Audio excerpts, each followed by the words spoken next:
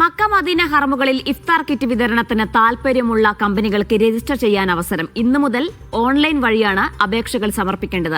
തെരഞ്ഞെടുക്കുന്ന കമ്പനികൾക്ക് ഇരുഹറം കാര്യാലയത്തിന് കീഴിൽ ഇഫ്താർ കിറ്റ് വിതരണം നടത്താം. മക്കയിലെ ഹറമിലും മദീന പ്രവാചക പള്ളിയിലേക്കുമാണ് ഇഫ്താർ കിറ്റ് വിതരണത്തിനുള്ള രജിസ്ട്രേഷൻ ആരംഭിച്ചത്.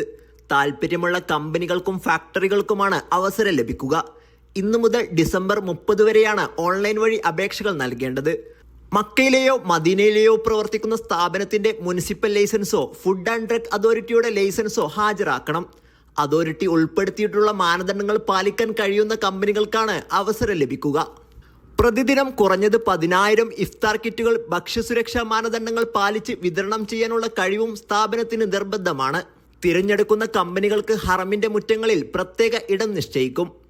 റമദാൻ മാസത്തിലെത്തുന്ന ലക്ഷക്കണക്കിന് തീർത്ഥാടകർക്ക് സുഗമമായി ഇഫ്താർ സേവനം ഉറപ്പാക്കുന്നതിനുള്ള നടപടിയുടെ ഭാഗമാണ് തീരുമാനം. Sabith Saleem, media 1, Mecca.